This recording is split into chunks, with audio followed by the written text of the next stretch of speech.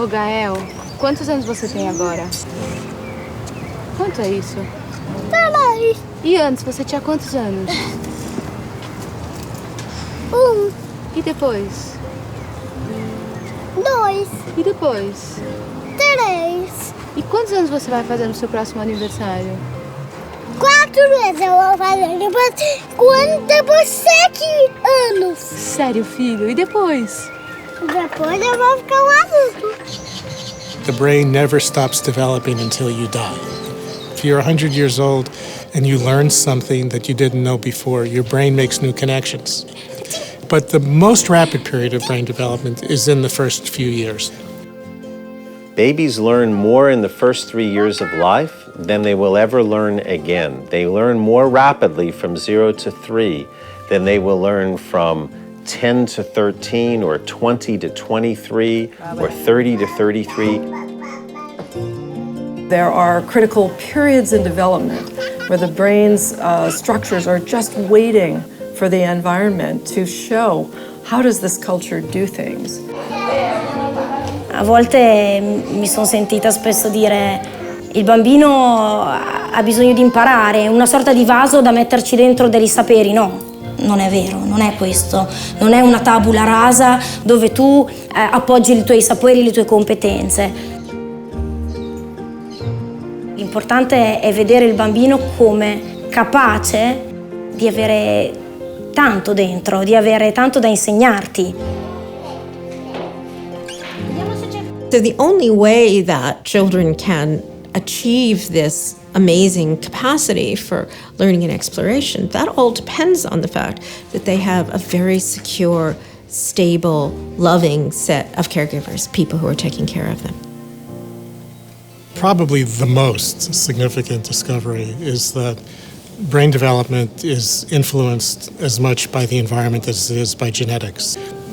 Beginning at birth, actually even before birth. The experiences that a young child has, the interactions a child has with people, literally gets under the skin and into the brain and affects how brain circuits are made, how the architecture of the brain is built. So early experience literally shapes the architecture of the developing brain.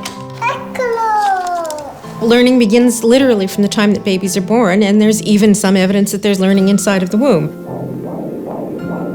I think that what you see when you watch a child walk into a preschool that is curious and eager to learn is a child who's had positive experiences before he even got to preschool.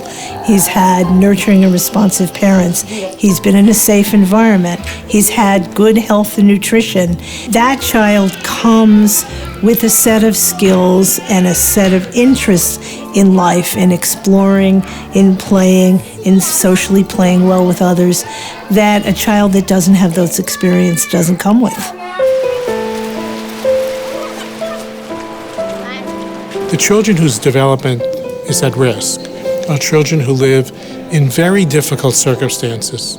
Not a bad day here, a bad day there, but chronic, constant days, weeks, months, years, where there's very little positive interaction, where the home may be just very disorganized, not because parents don't love their children, but they're overwhelmed by their own life circumstances. Oftentimes, as societies, we fail to support parents in providing them the support they need for their children. That's when we start to see an immediate sort of child's toxic environment start to build. High levels of stress, high levels of conflict, lack of food, lack of nurturance. We know all of that together is a toxic environment because it's not allowing the child to develop to their full potential.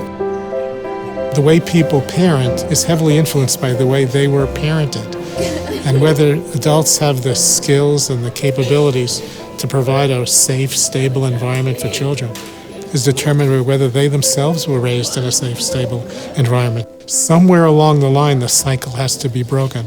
And the science is telling us you can't bypass the adults. All families face challenges today, and our goal as a community, as a society, as countries, should be to support them as they nurture their children.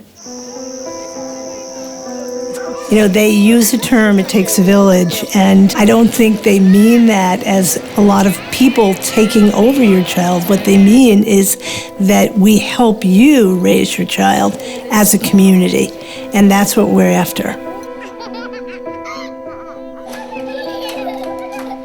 In the United States, we've conducted these studies that show what is the benefit of $1 of investment in the early years of the child. What we found when we only consider these more limited objectives like earnings and employment and things like crime, that we find that each dollar invested pays back over the lifetime about $7, which is a very high return. The mother, this whole notion of the human capital invested in the child, the greatest part of which is the mother's, that love is an important part of the economy, which typically is not fully recognized in the society.